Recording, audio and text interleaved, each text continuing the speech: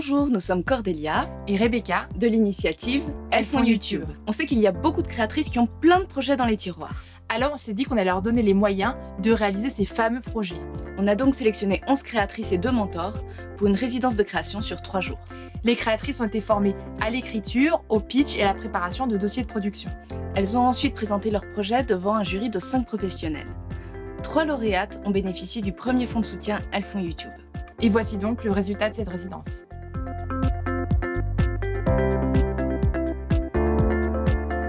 On s'est retrouvés donc pendant 3 jours, ce qui fait que c'était très intense et c'est ce qui était bien parce que du coup on a été vraiment concentrés là-dessus pendant 3 jours, un peu hors du temps, hors de nos autres obligations. Alors il y a eu notamment les 2 mentors, Nadja et Vanessa, qui ont beaucoup coaché nos projets et qui nous ont permis justement de trouver un bel équilibre dans ce qu'on avait à dire et à faire. Là c'est l'élément déclencheur.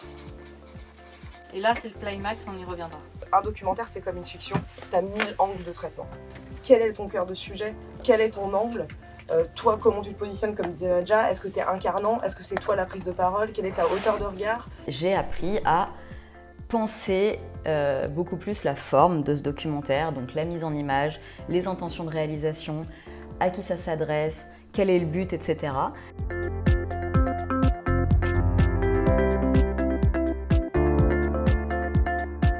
On a donc appris à faire un pitch soit en vidéo en 5 minutes, soit à l'oral en 5 minutes, comme l'elevator pitch qui est pouvoir résumer son projet à n'importe qui en moins d'1 minute.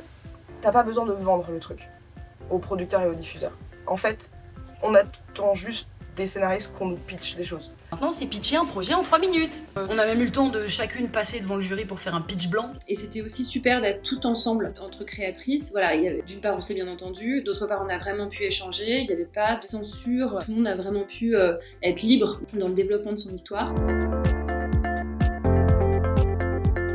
Une semaine après cette résidence de création, on s'est retrouvés sur scène devant un jury de 5 personnes. On avait un temps précis pour parler de notre projet. Tout le travail qu'on avait fait en amont m'a en fait aidé à vraiment avoir confiance, mais aussi à bien connaître mon projet et à pouvoir être hyper à l'aise avec ce que j'étais en train de dire.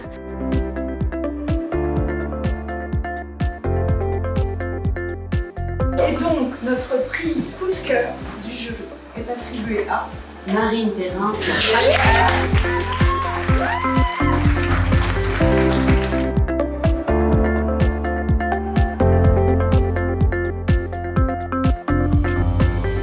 Forcément, on s'attend à apprendre des choses, mais là, je ne m'attendais pas à ce que ça remette en question autant de choses sur mon avenir créatif et même en vrai professionnel. La résidence de création, c'est utile à tous les points de vue, autant pour se sentir valorisé, que soutenu, que encadré, que poussé. Vraiment, c'est 3 jours de rêve, je le recommande vraiment à tout le monde.